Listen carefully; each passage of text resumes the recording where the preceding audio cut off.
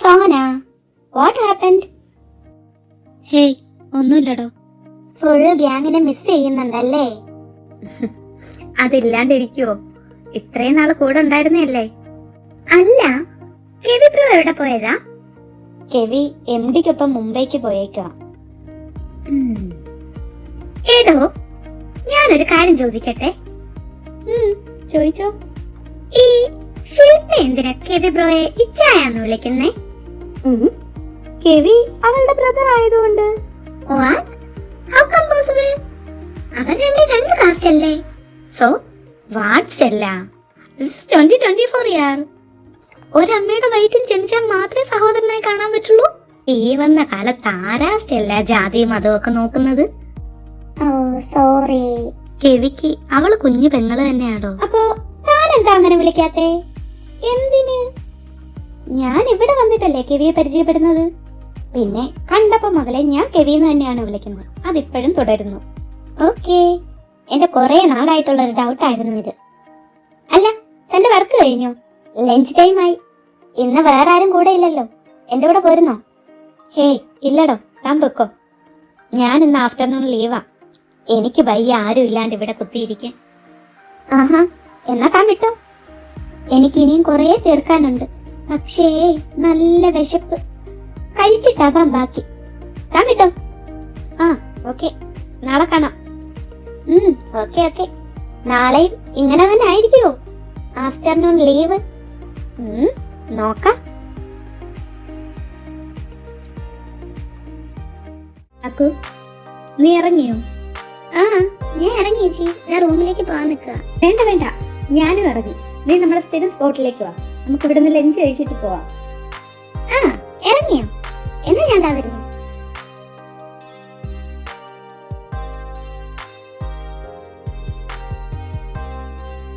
കർത്താവേ, ഇവൻ എന്താ ഇവിടെ? എന്താ ചേച്ചി, ആരാ? ദേ അവൻ, അതാ ശാന്തപ്പൻ. ഇവനാണോ ചേച്ചി ശല്യം ചെയ്യുന്നത്? അതെ, നമുക്ക് പോയാലോ? ഇവൻ ഇവിടെ വെച്ച് എന്തെങ്കിലും സീൻ ഉണ്ടാക്കിയ? എവിടെ പോവാൻ? എന്ത് സീൻ? ചേച്ചി ഇങ്ങോട്ട് വന്നേ.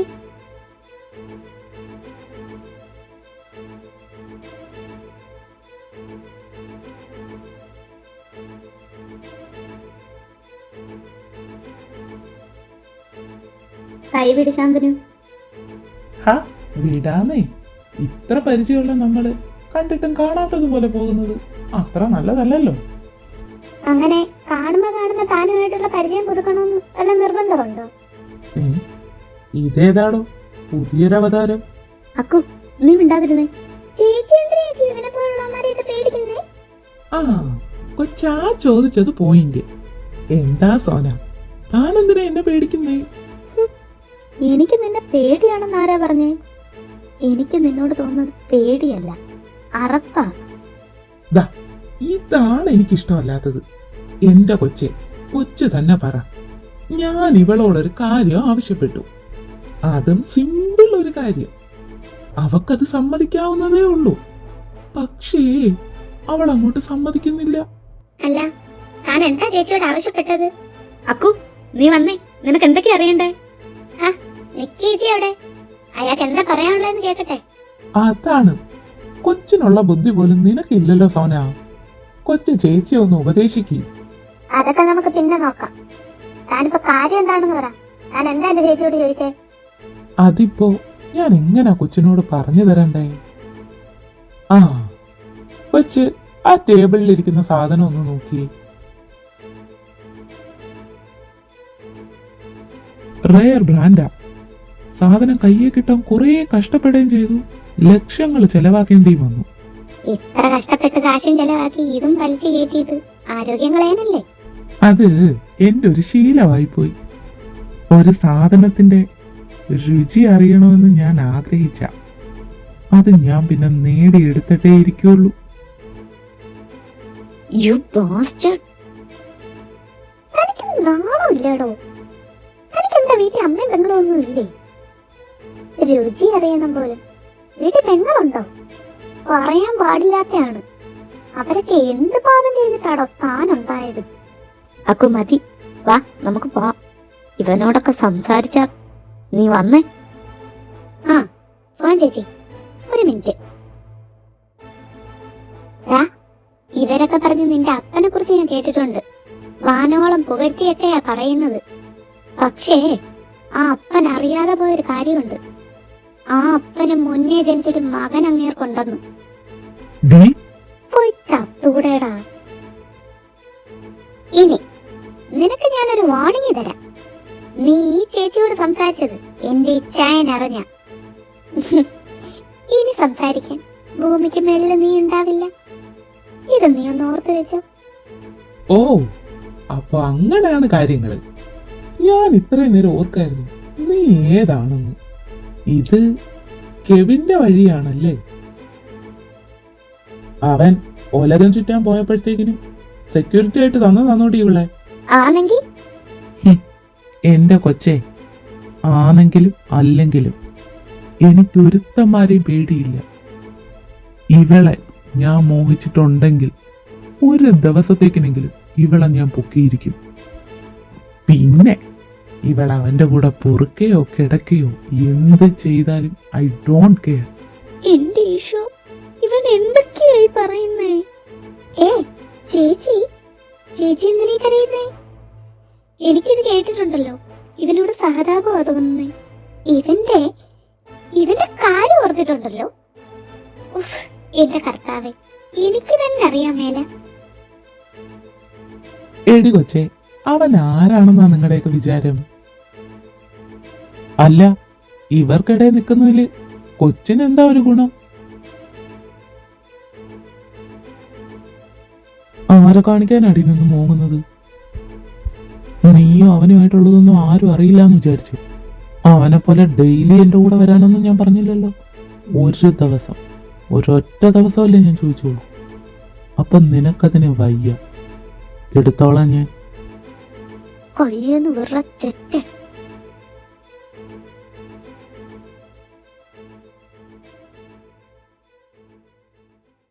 ഹലോ ഇച്ചായ.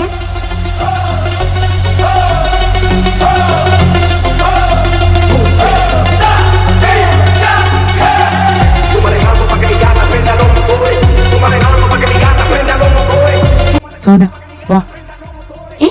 ഡോക്ടറെ, വിട്, വേണ്ട, വിട്. മിണ്ടാതെ വരാനാ പറഞ്ഞത്.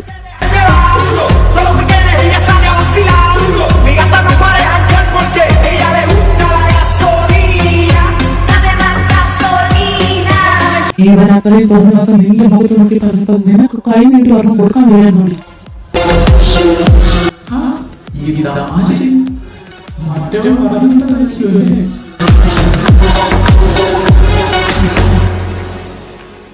നിനക്ക് അവൻ ഇടവും വലവും സെക്യൂരിറ്റി വെച്ചിട്ടാണോ പോയത്? ഡോക്ടറെ പ്ലീസ് നമുക്ക് പോവാം. അങ്ങനെ വെറുതെ പോകാനല്ല ഞാൻ വന്നത്. വേണ്ടടാ, നീ വെറുതെ പോകണ്ട. ഞാൻ അവളെ തൊടുന്നത് കണ്ടിട്ട് നീ പോയാ മതി.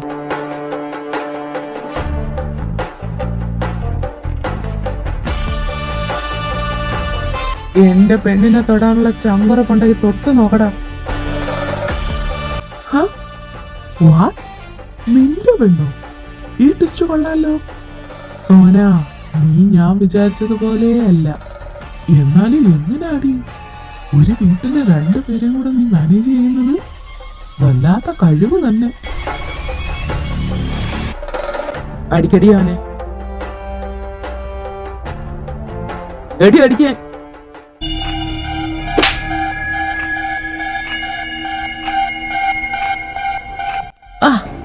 അന്തസ്.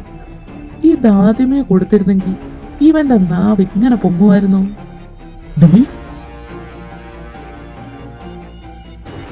മതി മതി കരഞ്ഞതൊക്കെ. ഇനി എന്റെ കൊച്ചിക്ക് നേരെ ഒന്ന് റെസ്റ്റ് എടുക്കാം. ഡോക്ടറിന് ചെറിയൊരു പണിയുണ്ട്.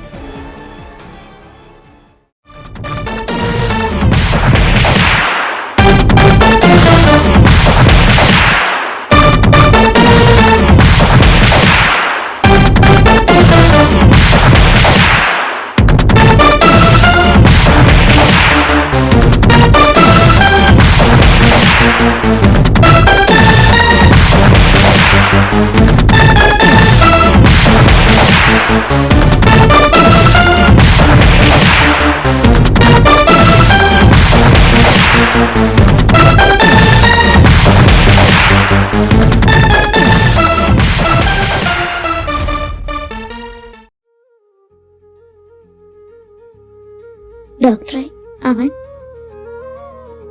പേടിക്കാനൊന്നുമില്ല, ചത്തിട്ടില്ല. പക്ഷെ നൂന്ന് നടക്കാൻ കുറച്ച് സമയമെടുക്കും.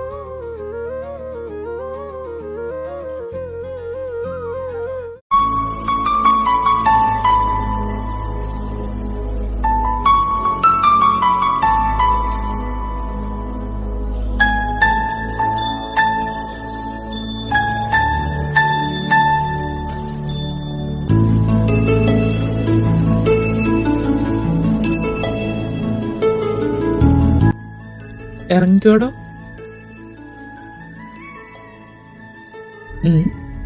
ഇവളിവിടൊന്നും അല്ലേ സോന?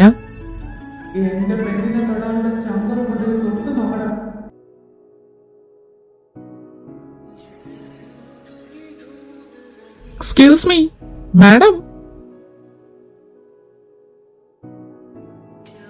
ഇവിടെ ഇറങ്ങുന്നോ എനിക്കൊപ്പം വരുന്നോ? ഓ ഐ ആം സോറി, എത്തിയല്ലേ, ഞാൻ അറിഞ്ഞില്ല. ഈ ലോകത്തൊന്നും ഇല്ലായിരുന്നു എന്ന് മനസ്സിലായി. അപ്പൊ എങ്ങനെയാ, ഇറങ്ങുന്നോ അതോ? ഇല്ല, ഇറങ്ങാം.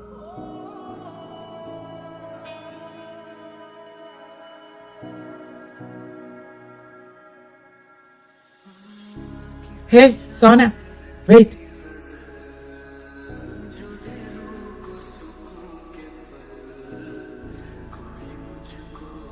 എന്താ ഡോക്ടറെ? എടോ, താൻ ഒട്ടും ഓക്കെ അല്ലാന്ന് എനിക്കറിയാം. പക്ഷെ ഇന്ന് അവൻ പറഞ്ഞത് ഓർത്ത് താൻ വിഷമിച്ചിരിക്കരുത്. കഴിഞ്ഞത് കഴിഞ്ഞു. ഇനി അവന്റെ ശല്യം ഉണ്ടാവുകയില്ല. സോ വിട്ടേക്കുക. ഡോക്ടറെ ശരിയാണ്, ഞാൻ ഒട്ടും ഓക്കെ അല്ല. അവൻ പറഞ്ഞ ഓരോ വാക്കുകളും എനിക്ക് അങ്ങനെ പെട്ടെന്ന് മറക്കാൻ പറ്റുന്നതുമല്ല. എടോ, അത് കഴിഞ്ഞു. ഇനി അവന്റെ ശല്യം ഉണ്ടാവില്ല. ആയിരിക്കാം, പക്ഷെ എന്നെ ഇപ്പൊ അലട്ടുന്നത് അതൊന്നുമല്ല. ഡോക്ടർ പറഞ്ഞ ആ വാക്കുകൾ അതെന്നെ വിടാതെ പിന്തുടരുക.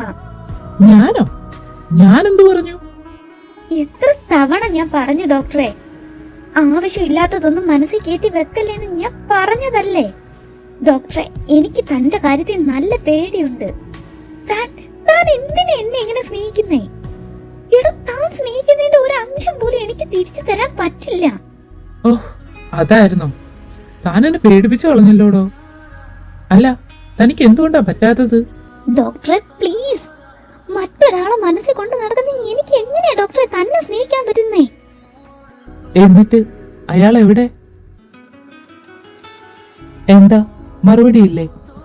ഡോക്ടറെ, എനിക്കിപ്പോ ഇതിനൊരു മറുപടി തരാൻ പറ്റില്ല. കാരണം എനിക്കും അറിയില്ല അവൻ എവിടെയാണെന്ന്. സോന, താൻ എത്ര നാൾ ഈ ഒരു ചോദ്യത്തിന് മുന്നിൽ ഉത്തരം മുട്ടി നിൽക്കും? തനിക്ക് കൊടുക്കാൻ ഒരു മറുപടി വേണ്ടേ? തനിക്ക് അവൻ എവിടെയാണെന്ന് അറിയണ്ടേ? എനിക്ക് ആഗ്രഹമില്ലാഞ്ഞിട്ടല്ല ഡോക്ടറെ, പക്ഷേ ഞാൻ എന്താ ചെയ്യണ്ടേ? ഞാൻ എവിടെ പോയി അവനെ അന്വേഷിക്കേണ്ടത്? എനിക്കറിയില്ല. ഇതൊന്നും അറിയാതെ എന്തുറപ്പില്ല താൻ അവൻ തിരിച്ചു വരുമെന്ന് കാത്തിരിക്കുന്നേ? അവൻ വരും, എനിക്ക് വിശ്വാസമാണ്. കാത്തിരിക്കണമെന്ന് അവന്റെ ഒരു വാക്ക് മതി എനിക്ക്. അതിനു വേണ്ടിയാണ് ഇത്രയും കൊല്ലവും ഞാൻ കാത്തിരുന്നതും. താൻ അത്രയ്ക്ക് വിശ്വസിക്കുന്നുണ്ടോ അവനെ? വിശ്വസിക്കുന്നുണ്ട് ഡോക്ടറെ.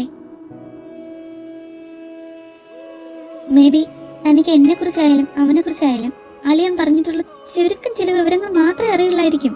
പക്ഷേ ആർക്കും അറിയാത്തൊരു ഞങ്ങളുണ്ട്.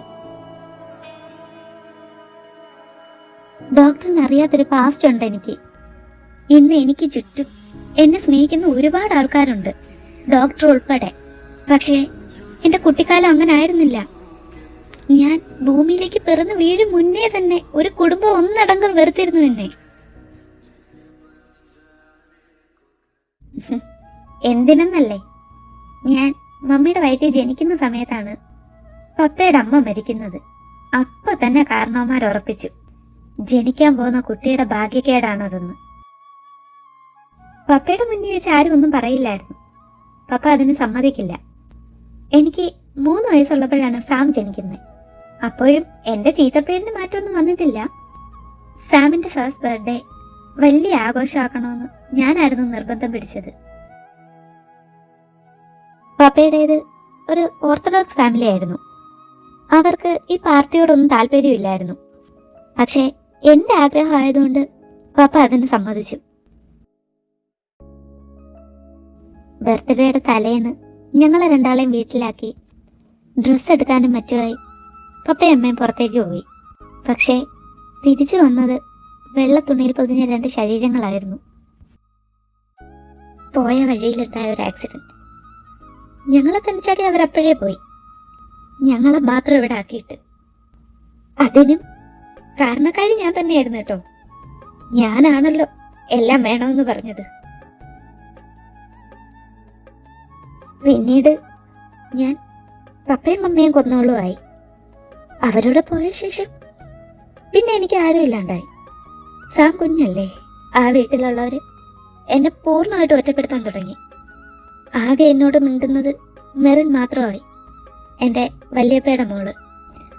അതും അവൾ എന്നോട് മിണ്ടുന്നത് കണ്ട അപ്പോഴേ അവളെയും വിലക്കും. പൂർണ്ണമായും ഒറ്റപ്പെട്ട അവസ്ഥ. ഭാഗ്യം കെട്ടവളെന്ന വിളിപ്പേര്. എന്റെ പ്രായത്തിലുള്ള കുട്ടികളെല്ലാം കളിച്ചു നടക്കുമ്പോൾ ഞാൻ മാത്രം ആരോടും മിണ്ടാണ്ട്. ഒരു വല്ലാത്ത അവസ്ഥയായിരുന്നടോ അത്. വീട്ടിന്റെ തൊട്ടടുത്ത് തന്നെയാണ് ചർച്ച്. അവിടെ ഒരു കോൺവെന്റും ഉണ്ടായിരുന്നു. ഇടയ്ക്കൊക്കെ ഞാൻ അവിടെ പോയി ഇരിക്കുമായിരുന്നു. അങ്ങനെ ഒരു ഞായറാഴ്ച കുർബാനയും കഴിഞ്ഞ് ഞാൻ പപ്പയുടെ മമ്മിയുടെയും കല്ലറയുടെ അടുത്ത് പോയി. ഒരുപാട് നേരം അവിടെ ഇരുന്നു, കുറേ കരഞ്ഞു. അന്നാണ് ആദ്യമായിട്ട് ഞാൻ അവനെ കാണുന്നത്. അവനും ഒരു കല്ലറയുടെ മുന്നിലിരുന്ന് പ്രാർത്ഥിക്കുകയായിരുന്നു. എന്റെ കരച്ചിൽ കണ്ടിട്ടാണോന്നറിയില്ല, എന്റെ അടുത്തേക്ക് പെട്ടെന്ന് വന്നു. എന്നെ എന്തൊക്കെയോ പറഞ്ഞ് ആശ്വസിപ്പിക്കുന്നുണ്ടായിരുന്നു.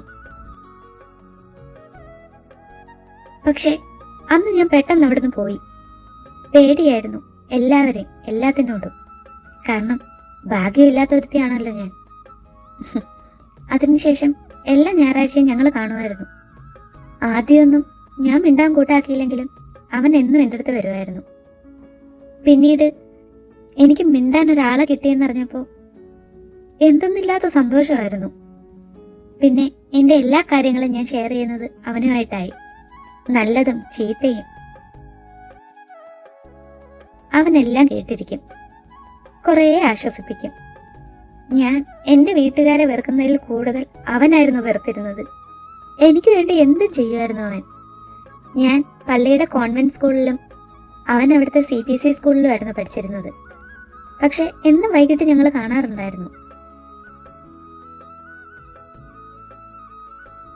ഒരിക്കൽ സ്കൂൾ കഴിഞ്ഞ് നടന്നു വന്നപ്പോൾ റോഡിലെ ചെളിക്കുഴിയിൽ ഞാനൊന്ന് വീണു. എൻ്റെ ഡ്രസ്സ് മൊത്തം കേടായി. അന്ന് പേടിച്ചിട്ടാണ് ഞാൻ വീട്ടിലേക്ക് പോയത്.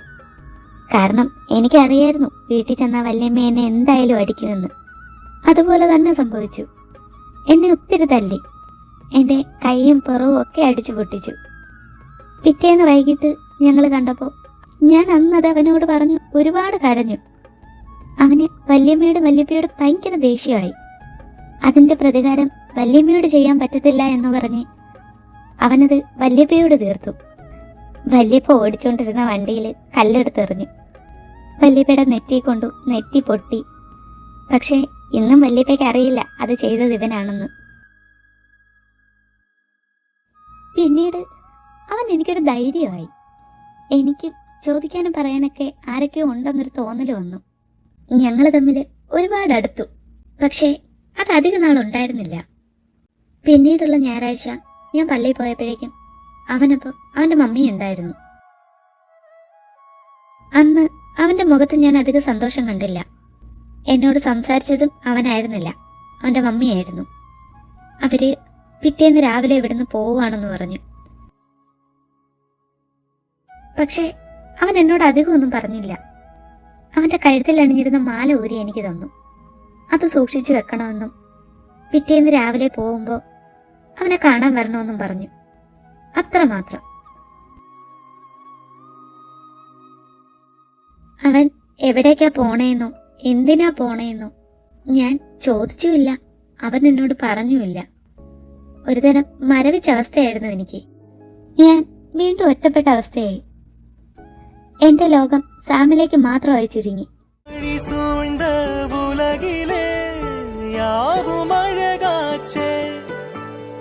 வயதை மீறிய வாழ்விலே சிறு கவிதை உருவாச்சே. விரலினை தாண்டிடும் நகமென இவன் பாசமே கிரீடமா பாரமா புரியுமா சில நேரமே. இவன் அண்ணன் பாதி தந்தை மீதி ஆனானே தம்பி என்ற நிலையை கடந்து போனானே யாழி சூழ்ந்த உலகிலே யாவும் அழகாச்சே. 1-2 വർഷം കഴിഞ്ഞപ്പോൾ ഒരു ദിവസം കോൺവെന്റിലെ സിസ്റ്റർ അമ്മ എനിക്കൊരു ലെറ്റർ തന്നു. അത് അവൻ എനിക്ക് അയച്ചതായിരുന്നു. പക്ഷേ മറുപടി അയക്കാനുള്ളൊരു സാഹചര്യം എനിക്കില്ലാത്തതുകൊണ്ട് ഞാൻ സിസ്റ്റർ അമ്മയോട് പറഞ്ഞു. എനിക്ക് വേണ്ടി സിസ്റ്റർ അമ്മയായിരുന്നു അവനുള്ള മറുപടി കൊടുക്കുന്നത്. പിന്നീടുള്ള 1-2 വർഷം മുടങ്ങാതെ അവൻ എനിക്ക് ലെറ്റേഴ്സ് അയക്കുമായിരുന്നു, അതും കോൺവെന്റിലേക്ക്. ശേഷം അതും ഇല്ലാണ്ടായി. അവൻ എന്താ പറ്റിയെന്നോ അവൻ എന്താ ലെറ്റർ അയക്കാത്തതെന്നോ ഒന്നും എനിക്കറിയില്ലായിരുന്നു. സിസ്റ്റർ അമ്മയോട് ചോദിച്ചാൽ അമ്മയ്ക്ക് ഒന്നും അറിയില്ലായിരുന്നു. അവൻ ലെറ്റർ അയക്കുന്ന അഡ്രസ്സ് ഈരാറ്റുപേട്ടയിൽ നിന്നും മാത്രം എനിക്കറിയാം. ആ പ്രായത്തില് ഒറ്റയ്ക്ക് ഞാൻ എന്ത് ചെയ്യാനാ? വർഷങ്ങള് പിന്നെയും കടന്നുപോയി. ഒരു ദിവസം കോൺവെന്റിൽ പോയപ്പോൾ സിസ്റ്റർ അമ്മ എനിക്കൊരു പാഴ്സൽ തന്നു. അതും അവൻ്റെ തന്നെയായിരുന്നു. ഒരു ടേപ്പ് റെക്കോർഡറും ഒരു കാസറ്റും. അവൻ പാടിയ ഒരു പാട്ട്. ഞങ്ങൾക്ക് 2 പേർക്കും ഒരേപോലെ ഇഷ്ടമുള്ളൊരു പാട്ടായിരുന്നു അത്. വർഷങ്ങൾക്ക് ശേഷം അവൻ്റെ സൗണ്ട് ഞാൻ വീണ്ടും കേട്ടു. ഒരുപാട് മാറിയിരുന്നു. എനിക്ക് അപ്പോൾ ഉണ്ടായൊരു ഫീല് എനിക്കറിയില്ല അതെങ്ങനെ പറഞ്ഞു തരണ്ടേന്ന്. പിന്നീട് ഡെയിലി അവൻ്റെ പാട്ട് കേട്ടായി എൻ്റെ ഉറക്കം.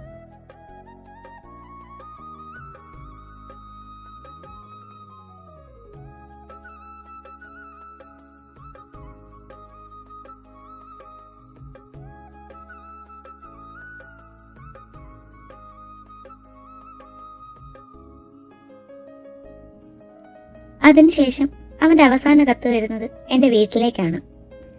അത് കിട്ടിയത് വല്യപ്പയുടെ കയ്യിലും. അന്ന് വല്യപ്പ എന്നെ ഒരുപാട് തല്ലി. എൻ്റെ മുന്നിലിട്ട് ആ ലെറ്ററും ആ ഫോട്ടോയും കത്തിച്ചു കളഞ്ഞു. ആ ലെറ്ററിന്റെ അവസാന ഭാഗം എനിക്ക് കിട്ടിയിരുന്നു.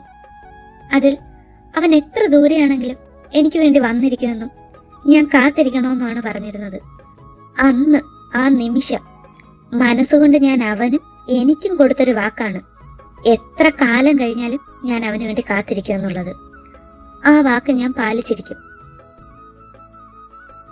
സോന, താനപ്പോ ആ ലെറ്റർ ഫുള്ള് വായിച്ചിട്ടില്ല?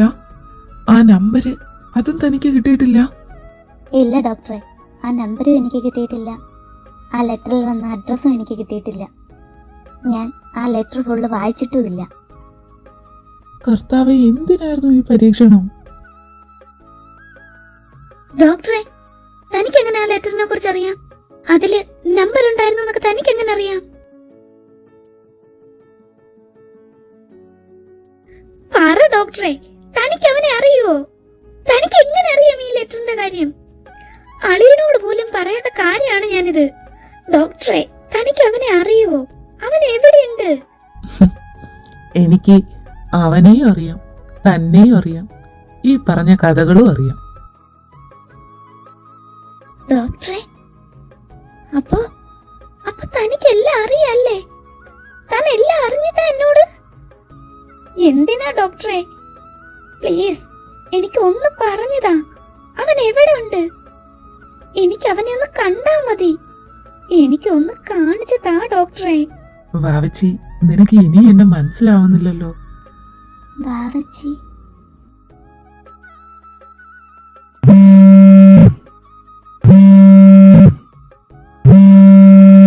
Yes doctor Aby. Doctor, please come back immediately.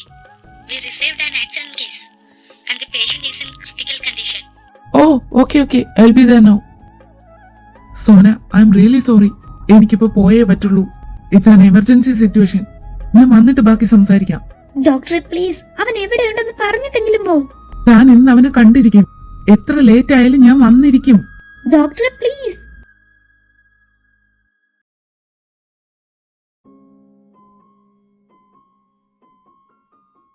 ആ ചേച്ചി വന്നോ? എബിച്ചായും പോയോ? എന്നോട് പറഞ്ഞായിരുന്നു ചേച്ചിയെ കൊണ്ടാക്കിക്കോളാന്ന്. ആ, ഡോക്ടറിന് എന്തോ എമർജൻസി കോള് വന്നു, അങ്ങനെ പോയി. ചേച്ചി, എബിച്ചൻ അവനെ ഇടിച്ചു നൂത്തോ? അവൻ അങ്ങനെ തന്നെ വേണം. ആ, നീ ഇരുന്ന് പഠിക്കാൻ നോക്ക്. ഇതെന്തു പറ്റി?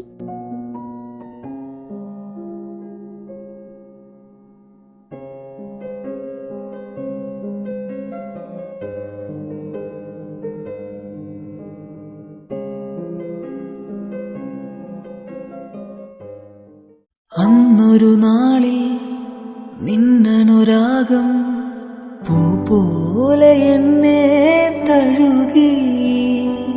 ആ കുളിരിൽ ഞാൻ ഒരു രാക്കിളിയായി അറിയാതെ സ്വപ്നങ്ങൾ കണ്ടു. മിഴികൾ പൂവനമായി, അധരം തേൻകണമായി, ശലഭങ്ങളായി നമ്മൾ പാടി മന്മഥഗാനം.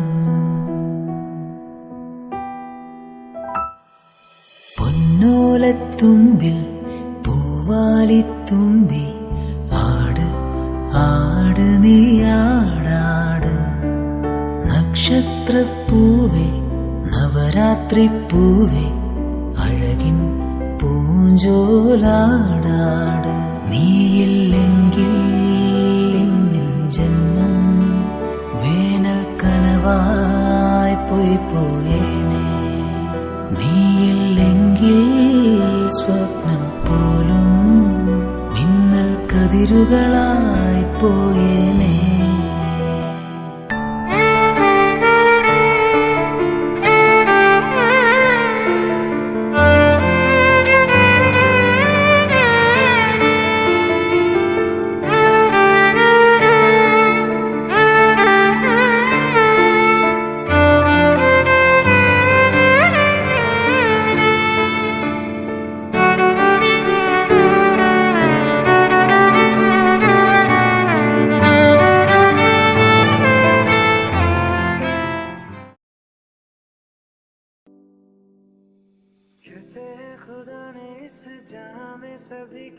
Doctor, Yes? doctor, can you please sign this file? Oh, I'm sorry. I forgot it. Give me. इशारा मानो मुझको बनाया तेरे जैसे ही किसी के लिए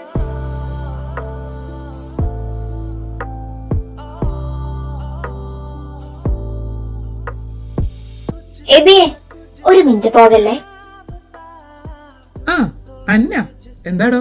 വിരോധമല്ലെങ്കിൽ നീ പോകുന്ന വഴി എന്നെ ഒന്ന് ഡ്രോപ്പ് ചെയ്യാമോ? ഐ എം സോ സോറി അന്ന. വിരോധമൊന്നും ഉണ്ടായിട്ടല്ല, പക്ഷെ ഇപ്പൊ തന്നെ ഞാൻ ലേറ്റ് ആയി. എനിക്ക് മറ്റൊരു സ്ഥലത്തൂടെ പോവാനുണ്ട്. മാത്രമല്ല എനിക്കിപ്പോ ഒരു ഫ്രണ്ട് കൂടെ ഉണ്ട്. ഇറ്റ്സ് ഓക്കേടാ. ഞാൻ കരുതി നീ നേരെ റൂമിലേക്കാണെന്ന്. ഞാനൊരു ക്യാബ് ബുക്ക് ചെയ്ത് വെക്കണം, നീ വിട്ടോ.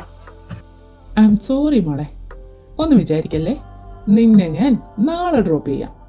പോടെ ചേർക്ക, നിന്ന് സമയം കളയാതെ പോകാൻ നോക്ക്. ബൈ. ബൈ.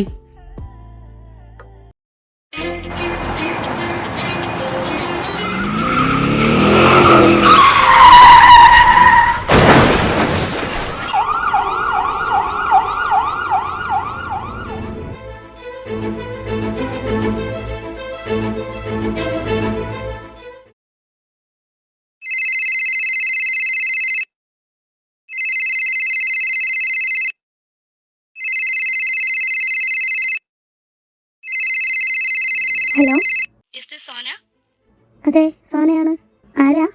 മാഡം, ഞാൻ BMC ഹോസ്പിറ്റലിൽ നിന്ന് വിളിക്കുകയാണേ. മാഡം, ഡോക്ടർ എബിയുടെ കാർ ഒന്ന് ആക്സിഡന്റ് ആയിട്ടുണ്ട്. ആക്സിഡന്റ്? എന്നിട്ട് എബി? ഏയ് മാഡം, പാനിക് ആവാനൊന്നുമില്ല. ഡോക്ടർ എബിക്ക് കാര്യമായിട്ട് കുഴപ്പമൊന്നും പറ്റിയിട്ടില്ല. ബട്ട് സാറിന്റെ കൂടെ ഉണ്ടായിരുന്ന ആൾക്ക് ചെറിയ ഫ്രാക്ചേഴ്സ് ഉണ്ട്. ഇഫ് യു ഡോണ്ട് മൈൻഡ്, മാഡത്തിന് ഒന്ന് ഇവിടെ വരെ വരാൻ പറ്റുമോ? കൂടെ ഉണ്ടായിരുന്നത് അപ്പോ സിസ്റ്റർ, ഡോക്ടറിന്റെ കൂടെ ഉണ്ടായിരുന്നത് ആരായിരുന്നു? സോറി മാഡം, അറിയില്ല. ഡോക്ടറിന്റെ ഫ്രണ്ട് ആണെന്നാ പറഞ്ഞത്.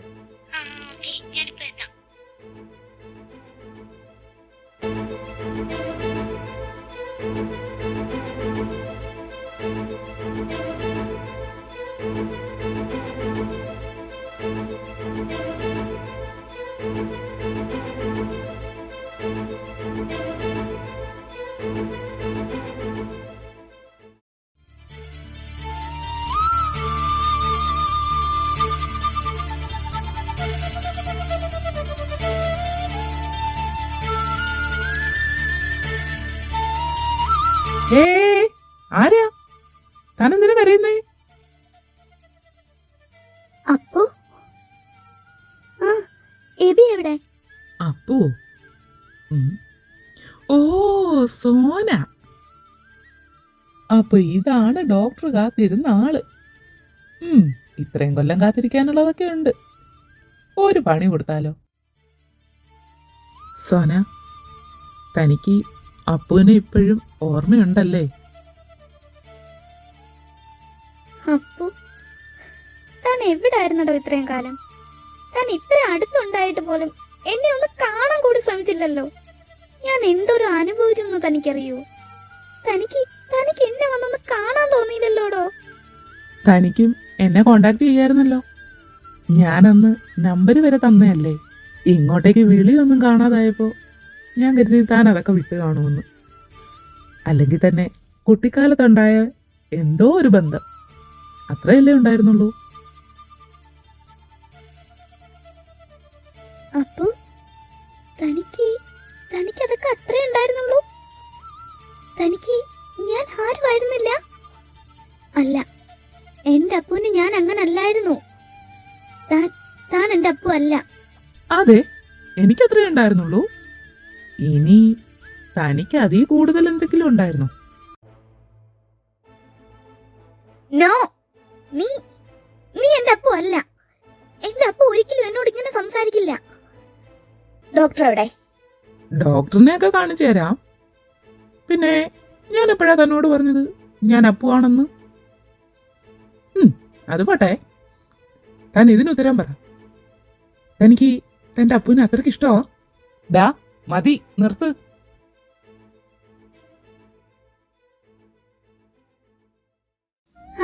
ഡോക്ടർ വന്നോ?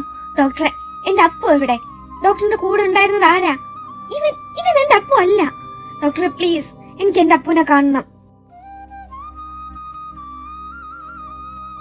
എടാ, താൻ എന്താ ഒന്നും മിണ്ടാത്തേ?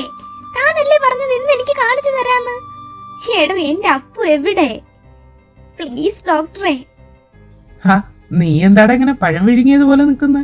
കാണിച്ചു കൊറ. നീ അവിടെ അടങ്ങി കിടന്നേ. ഞാനിവിടെ അടങ്ങിയല്ലേടാ കിടക്കുന്നേ. ഓ സ്റ്റോപ്പ് ഇറ്റ്. ഡോക്ടറെ, തന്റെ കൂടെ ഉണ്ടായിരുന്ന ആൾക്കാണ് അപകടം പറ്റിയെന്നറിഞ്ഞു. അത് അപ്പു അല്ലേ? എടോ ഒന്ന് പറയടോ, അവൻ എന്നാ പറ്റിയേ? അവൻ എന്തിയേ? എടോ താനൊന്ന് കൂളാവ്, ഞാൻ കാണിച്ചു തരാന്ന് പറഞ്ഞില്ലേ. ആ കോപ്പ് പിന്നെ ഉമ്പി. എന്റെ കൊച്ചെ, ഇവൻ അവനെ കാണിച്ചു തരുമെന്ന് എനിക്ക് ഒരു ഉറപ്പുമില്ല കേട്ടോ. നിനക്ക് അവനെ കാണണമെന്ന് നിർബന്ധമാണോ? അതെ, എനിക്ക് കാണണം അവനെ. ഞാൻ കാണിച്ചു തന്നാ മതിയോ? തനിക്കറിയുമെങ്കിൽ താൻ കാണിച്ചു തന്നാ മതി. പക്ഷേ അതെന്റെ അപ്പു തന്നെ ആയിരിക്കണം. നിന്നോട് ബെഡിൽ നിന്ന് അനങ്ങരുതെന്നല്ലേ പറഞ്ഞത്? പ്ലാസ്റ്റർ ഇട്ടേക്കല്ലേ? ഞാൻ ഈ ബെഡിൽ തന്നെയല്ലേ കിടക്കുന്നത്? എഴുന്നേറ്റ് ഓടാനൊന്നും പോകുന്നില്ലല്ലോ. പിന്നെ പ്ലാസ്റ്റർ അതെന്റെ വായിക്കല്ല, കാലിനായിട്ടേക്കുന്നത്. താനിങ്ങോ ഓടാൻ ഞാൻ കാണിച്ചു തരാം. ബെന്നി വേണ്ട, അതിപ്പോ പറഞ്ഞ ശരിയാവില്ല. ബെന്നി ചത്ത്. പോടാ അവിടുന്ന്, കുറെ നാളായി ഇത് കിടന്ന് വലിച്ചു നീട്ടുന്നു. ഇങ്ങ് വാവച്ചേ. നീ കണ്ണടച്ച് തുറക്കും മുന്നേ നിന്റെ അപ്പു നിന്റെ മുന്നിലുണ്ടാവും. ആന്നേ, ട്രസ്റ്റ് മീ, ധൈര്യമായിട്ട് അടച്ചോ.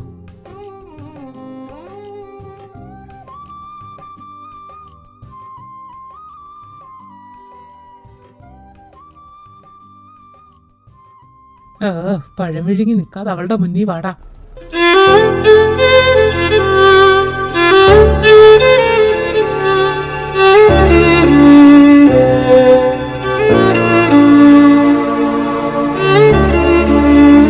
Hey, Ebi bro.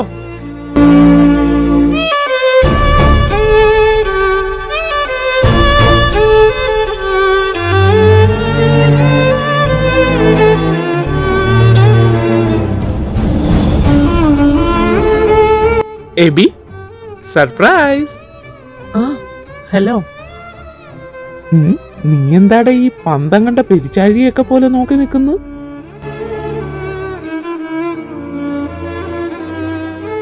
അവന് കേറി വരാൻ കണ്ട സമയം. ഡാ, ഇത് നിന്റെ പെണ്ണല്ലേ? ഒന്ന് പരിചയപ്പെടുത്തലിയ. ഡാ, അത് hello, Sona. Am I right? അതെ, ഇവൻ ആളെങ്ങനെ?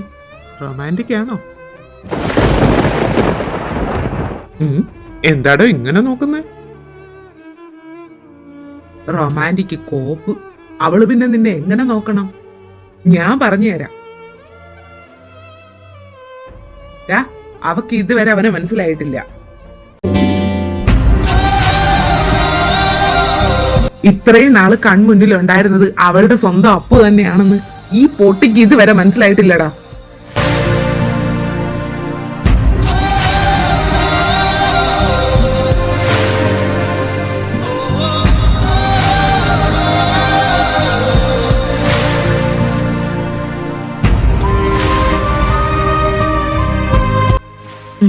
ഇത്രയും നാളായിട്ടുവോ?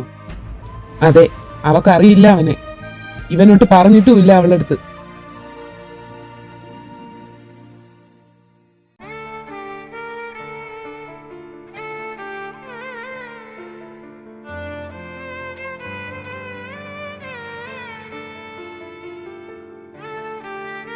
ഡോക്ടറെ, താൻ എന്താന്നും മിണ്ടാത്ത? ഇവൻ പറഞ്ഞൊക്കെ സത്യമാണോ?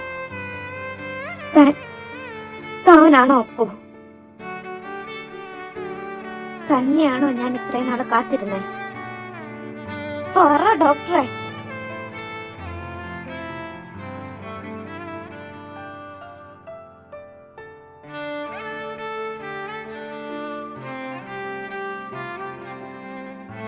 എടോ, അത് നോ, എനിക്ക് വേറൊന്നും കേക്കണ്ട. ഇവൻ പറഞ്ഞതൊക്കെ സത്യമാണോ? താനാണോ അപ്പു? ഞാൻ ഇത്രയും നാൾ കാത്തിരുന്നത് തന്നെയായിരുന്നു. അതെ, ഞാനാണ്.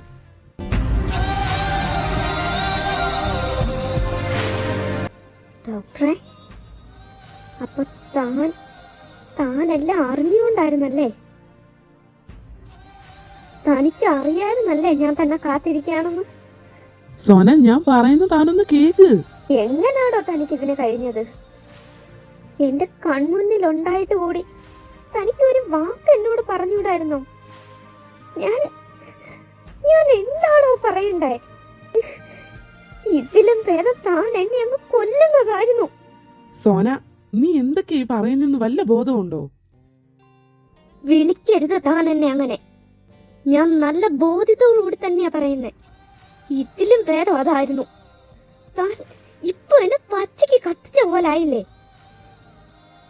ഞാൻ സ്നേഹിച്ചൊരപ്പു ഉണ്ടായിരുന്നു. ആ അപ്പുവിന് എന്നോട് ഇങ്ങനൊന്നും ചെയ്യാൻ കഴിയില്ല. അല്ല, അങ്ങനെ ഞാൻ വിശ്വസിച്ചു. അതാ സത്യം. ഇവൻ പറഞ്ഞതുപോലെ താനാണ് ആ അപ്പുവെങ്കിൽ താൻ മാറി എബി. താൻ എന്റെ പഴയ അപ്പു അല്ല. എന്റെ അപ്പുവിന് എന്നോട് ഇങ്ങനൊന്നും കഴിയില്ലായിരുന്നു. സോന, താൻ പറഞ്ഞത് എങ്ങോട്ടാ പോകുന്നേ?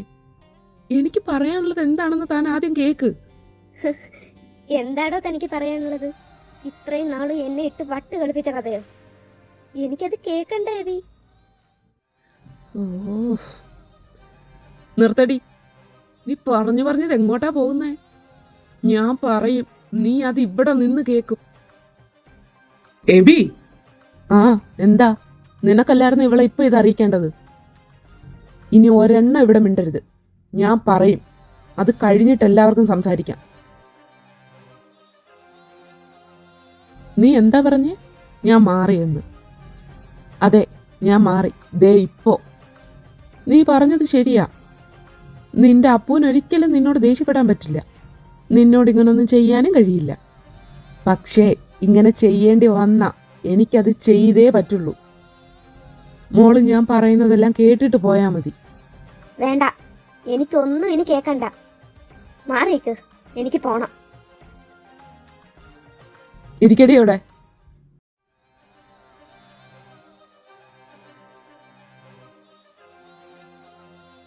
സോന, സോറി. ഞാൻ തന്നോട് ചെയ്തത് തെറ്റാണ്. എനിക്കറിയാമത്. പക്ഷേ പലവട്ടം ഞാൻ ഇത് തന്നോട് പറയാനായി വന്നതാ. താൻ തന്നെ ഒന്ന് ഓർത്തു നോക്കിയേ. അന്ന് ആ ഹോട്ടലിൽ വെച്ചിട്ട് തനിക്ക് സ്പൈസി ഫുഡ്സ് ഇഷ്ടമാണെന്ന് പറഞ്ഞ സമയത്ത് ഞാൻ പറയാൻ വന്നതാണ്. പക്ഷേ ആ സമയത്ത് ആദ്യം ഇടയ്ക്ക് കയറി. ശേഷം നമ്മൾ ബാൽക്കണിയിലിരുന്ന് സംസാരിച്ച സമയം അന്നും ഞാൻ പറയാൻ വന്നയാ. അന്ന് അവിടെ കെവിയായിരുന്നു തടസ്സം. പല സമയം ഞാൻ ഇത് തന്നോട് പറയാൻ വന്നതാ. പലവട്ടം ഞാൻ ഇത് പറയാതെ പറഞ്ഞിട്ടുണ്ട്. ഇതൊക്കെയാണോ എബി തന്റെ റീസൺസ്? സോന, ഞാനിപ്പോൾ എന്ത് പറഞ്ഞാലും അത് തൻ്റെ തലയിലേക്ക് കയറില്ല. കാരണം തനിക്കിപ്പോൾ എന്നോട് അത്രയ്ക്ക് ദേഷ്യമായിട്ടിരിക്കുകയാണ്. അതെ, എന്റെ തലയിലേക്ക് കേറില്ല. കാരണം എനിക്ക് നിന്നോടല്ല ദേഷ്യം തോന്നുന്നത്. എനിക്ക് എന്നോട് തന്നെ വെറുപ്പ് തോന്നുന്നേ. ഞാൻ ഇത്രയും നാള് കാത്തിരുന്നത് നിന്നെ പോലെ ഒരാളെയാണല്ലോ എന്ന് ഓർത്തിട്ട്. സോന, മതി, നിർത്ത്. നീ കുറെ നേരമായിട്ട് പറയുന്നു നീ കാത്തിരുന്നു. അപ്പൊ ഇത്രയും നാള് ഞാൻ ഇരുന്നതോ? നിനക്ക് വേണ്ടി ഇങ്ങോട്ടേക്ക് വന്ന ഞാനോ? ഞാൻ എന്താ വെറും മണ്ടനോ? നീ ഇത്രയും നേരവും പറഞ്ഞുകൊണ്ടിരുന്നത് നിന്റെ കാര്യം മാത്രമാണ്. നീ ഒരിക്കലെങ്കിലും എന്നെ കുറിച്ച് ചിന്തിച്ചോ? ഞാൻ എങ്ങനെയായിരുന്നു എന്ന് നീ ചിന്തിച്ചോ? അതൊന്നുമില്ല. നിനക്ക് നീ വലുത്. നീ കാത്തിരുന്നത് വലുത്. ഞാൻ ഏത് സിറ്റുവേഷനിലൂടെയാണ് കടന്നു പോയെന്ന് പോലും നീ ചിന്തിക്കുന്നില്ല. അനുഭവിച്ചത് നീ മാത്രമല്ല സോന. ആ എബി, ഞാൻ എന്നെ കുറിച്ച് മാത്രമേ ചിന്തിച്ചിരുന്നുള്ളൂ. കാരണം എനിക്ക് നിന്നെ കുറിച്ച് ഒന്നും അറിയില്ലായിരുന്നു. ഞാൻ എവിടെ ചെന്നാ നിന്നെ തിരക്കേണ്ടത്? നീ അയച്ച ഒരു ലെറ്ററിന്റെ അവസാന ഭാഗം മാത്രം കണ്ട് ആ വാക്ക് വിശ്വസിച്ച് നിന്നെ കാത്തിരുന്നതാ ഞാൻ. എനിക്ക് അതിനെ കഴിയുള്ളായിരുന്നുള്ളൂ എബി. ഞാനൊരു പെൺകുട്ടിയാടോ. എനിക്ക് നിന്നെ തിരഞ്ഞിറങ്ങുന്നതിന് ഒരു പരിധി ഉണ്ടായിരുന്നു. ഞാൻ എവിടെ ചെന്നായിരുന്നു നിന്നെ അന്വേഷിക്കേണ്ടത്? ഞാൻ ആരോടായിരുന്നു തിരക്കേണ്ടത്? എനിക്ക് നിന്റെ ഒരു വിവരവും അറിയില്ലായിരുന്നു. പക്ഷെ നിനക്കങ്ങനെ അല്ലായിരുന്നു എബി. അതൊക്കെ പോട്ടെ, എല്ലാം നിന്റെ സിറ്റുവേഷൻ ആയിരുന്നു. പക്ഷെ ഇപ്പോഴോ എബി? നീ ഇവിടെ വന്നതിന് ശേഷമോ? എന്നോട് ഒരു വാക്ക് നിനക്ക് പറയായിരുന്നല്ലോ. എടോ, എന്റെ മുമ്പിൽ ഉണ്ടായിരുന്നിട്ട് കൂടി എനിക്ക് പോലും മനസ്സിലാക്കാൻ പറ്റാണ്ട് പോയില്ലേ എബി? വീസിപ്പോണ പുയലിൽ ഐ എം സോറി സോന, താൻ ഇങ്ങനെ കരയല്ലേ. ഇനി ഇങ്ങനെ ഒന്നും ഉണ്ടാവില്ല. I am really sorry. எந்தன் காதல் சொல்ல என் இதயம் கையில் வைத்தேன். நீ தாண்டி போன போது அது தரையில் விழுந்ததடி. മണ്ണിലെ മണ്ണിലെ ഒമ്മോ, എന്റെ കർത്താവേ, ഡോക്ടർ കിസ് അടിച്ചടാ. ഓ ദാരിദ്ര്യം, ഇതൊക്കെ ഒരു കിസ്സായിട്ട് കണക്ക് കൂട്ടാവോ? ഇത് വെറും സാമ്പിൾ. കിസ്സൊക്കെ അടിക്കാൻ സമയം കിടക്കുന്നല്ലേ ഉള്ളൂ. இதயம் கொண்டு